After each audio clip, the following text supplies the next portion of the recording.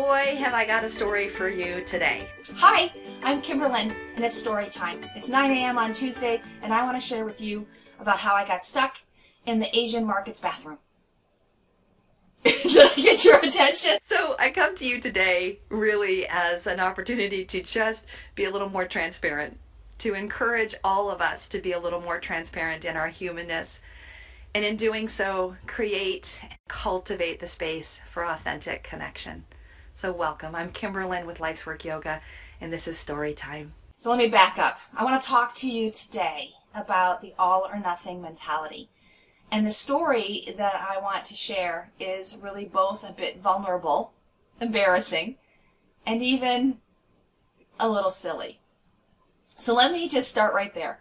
We're taking a family adventure excursion to our local Asian market. Now, for those of you who don't know, my husband is Japanese, or half Japanese, in which case my children adore the Asian market.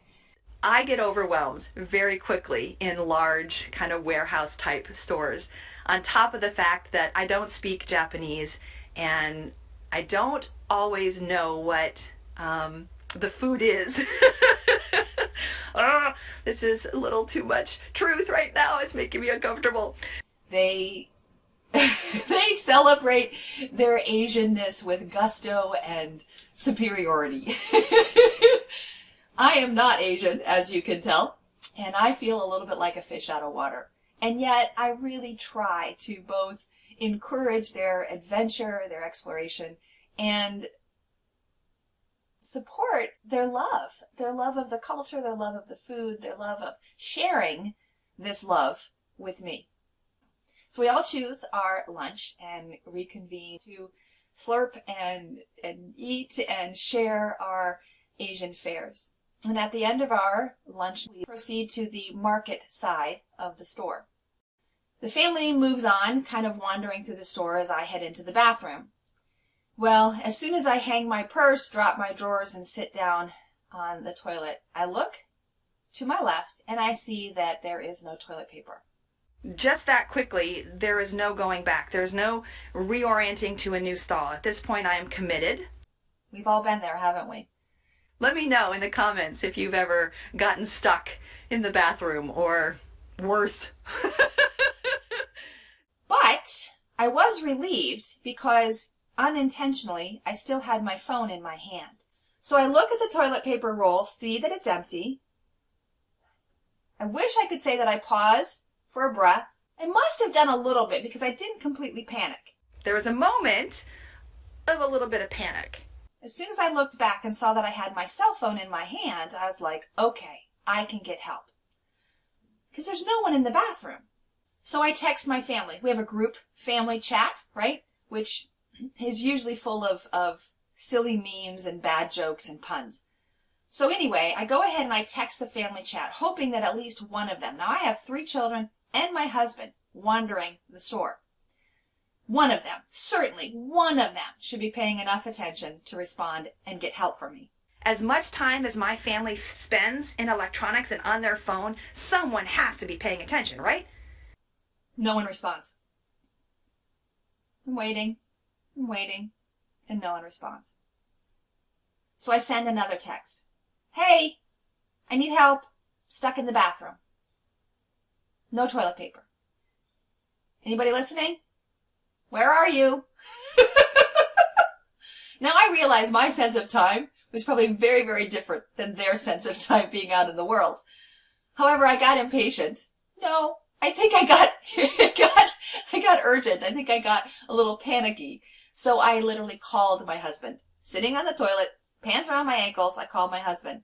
He answers like, where are you? Like, I'm somehow waiting for I've abandoned him. I said, I'm stuck. I don't know what to do. There's no one in here and there's no toilet paper. So now Peter's on the mission.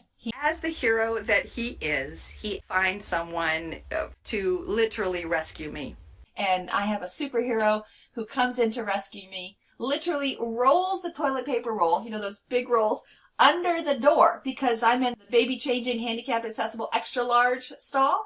So she can't even reach me. So she rolls it under and I'm able to finish my business and head back out to join my family. So why do I share this embarrassing story with you? as an example of how the all or nothing mentality does not work. We have a no phones rule for our dinner table, and we have probably almost 6 nights a week we have family dinner together. We also have some rules as far as when they get turned off at night and phones in bed, things like that. But the truth of the matter is, we're a modern family and we are in 5 different directions most of the day, in which case having our cell phones is a vital part of how we stay connected and how we communicate. But that doesn't mean that they replace giving our attention to each other in real time. But there was going to be no real-time attention giving if I was stuck in the bathroom and they were wandering the market. So the point is that the all or nothing mentality, always on the phone, never or always disconnected, meant that I couldn't use that tool, that resource, for a little bit of extra attention directed towards this need. The all mentality not only puts a strain on our energy, it puts a strain on our pocketbook, it even puts a strain on our relationships, because what is all? Can we ever really achieve all? But the same could be said about nothing. If we do nothing, how do we create the milestones, the points at which we reflect and connect and treasure our interactions, our connections? So I want to invite you to practice a little more of that middle way. Now this is a Buddhist practice. I come from the yogic perspective as kind of a yoga philosophy junkie, but really the middle way is about balancing the spectrum of all and nothing. Because if we slide into all or nothing, if we slide into right and wrong, black and white, or whatever other dichotomy of extremes that we can label, we miss the middle. We miss the juiciness of being in it. So my point in sharing these stories is to help you maybe take a lighthearted, an entertaining look at how you tend towards an all or nothing mentality. It's kind of the black or white. It's kind of the yes or no, as opposed to somewhere in the middle, there's some maybes that still exist, right? There's some, yet to know all of the answers, so what's the next right step? In fact, there's some strategies that I want to share with you. And these are strategies that I teach through practice and repetition and through feedback in my Inspired Living Bootcamp program. But I want to give you a little taste of them today because I think that they're helpful as we head into the holiday season. Now, some of us have already started our holiday season, and yet surviving the long haul between now and the new year, maybe there's some temptation of all or nothing mentality. I need to do all of the things. I need to eat all of the food. I need to whatever it might be. Or I can't trust myself to not do all of it, therefore I'm going to do none of it. I'm not going to have any sugar over the holidays. As a yogi, I teach that we use our mind, we use our energy, our breath, and we use our body. And when we can use these 3 tools in unison, in complementary alignment, we are going to have a more easeful way through our world. This is what I call an inspired life. It's yoga-based practices to live a mindful life. And that boils down to 3 things: breathe, move, and rest. As much as I love to indulge, the balance of the middle way is the path that I cultivate and teach. It's the path that allows me to practice the first strategy, which is cultivating permission for myself and for others to begin again. The permission that with every new breath, with every inhalation, with every new day, the dawning, the rising of the sun, with every walk or pass through a doorway or over a threshold, is a tangible reminder that I can choose how I show up. And that's the power of mindfulness. And it doesn't have to be a 24/7 kind of a thing. When I first started this practice, it was only when I passed through the doorway of the bathroom that I would pause and remember that I had control over my breath. And by having control over my breath, I could begin again. Boy, there's a lot of bathroom stories today. So in cultivating that permission to begin again, it's also how we cultivate the space, the mindfulness, the practice of being attentive, so that I can evaluate and choose the next right step. Most of my life, I focused on the next major milestone, right? So when I started college, I was already looking at where was I going to go to graduate school.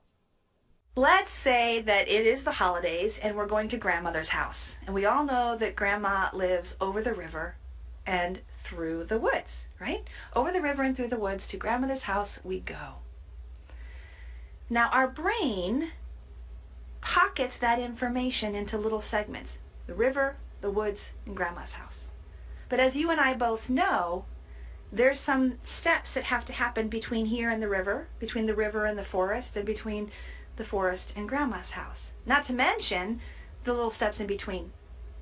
So the next right step when I get to the banks of the river might be to walk towards the river, swim, and climb out the other side. But then it is December, or maybe November, and it might be cold. So crossing the river by swim may not be the best choice. If I take a step towards the river, am I committed to swimming the river? As long as I focus on the next right step, I can always pause and reevaluate, looking to my left, looking to my right, evaluating what new information is available to me in that next step. As I take that next step, perhaps I see that there's a water snake, crocodile, some sort of predator that's in the water straight in front of me. Don't go there. If I look to the left, there's a bridge, right? And maybe I could walk that way and cross over the bridge safely. It's a little bit out of the way, right? If I look to the right, maybe I'll see a boat or a raft or something that would take me across the river. Either way, I didn't see those options when I first came to the bank. And so if I'm already moving mentally into the woods when I haven't yet crossed the river, I just might miss the opportunity to have a wise decision in this moment. So breathe, then move, and finally, once I've made my decision, I can rest in that knowledge of making the next best right step. So really, when I talk about the next right step, it's a practice of finding the middle of the middle. And this is a skill that I find a lot of people struggle with. I can see that the next step is to get to the woods in order to get to grandmother's house. But as I'm on the river, the next step is the woods. And that's our brain kind of clumping information together so that we can hold more information. Our brain only holds about 3 to 7 details at a time, maybe up to 10 if we really practice. That's one of the reasons why we can remember phone numbers. But we clump them together so that we're really remembering one number as opposed to 7 or 10 digits. Once they've associated together, they tend to be clumped in our brain. And it's that declumping, it's that separating that I'm referring to when I say find the middle of the middle or the next right step. So although river, woods, grandma's house does get me to grandma's house, there's a lot of little steps in between. Before I can get to the woods, I have to cross the river. Before I can cross the river, I need to get to the river. Before I get to the river, I have to know which path to go from where I'm at.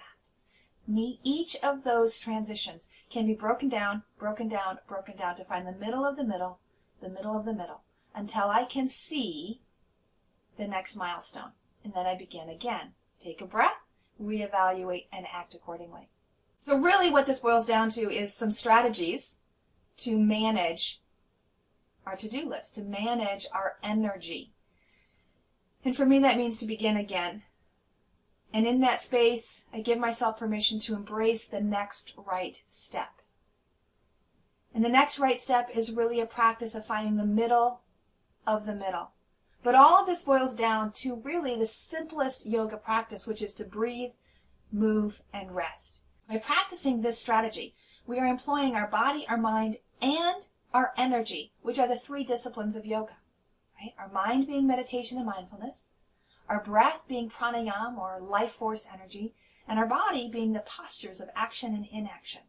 When we put those together, we can really unite our entire being so that we can find an alignment, and in that alignment we can find ease and clarity, the sukha, the sweetness of living.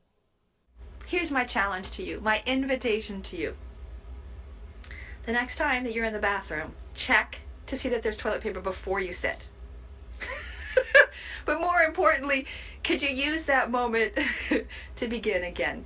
To take a breath and recognize that when you resume your life, when you resume your daily tasks, you can reframe that from a point of more intention in alignment with who you are in the world, so that you don't get sucked into, you don't get trapped into the all or the nothing.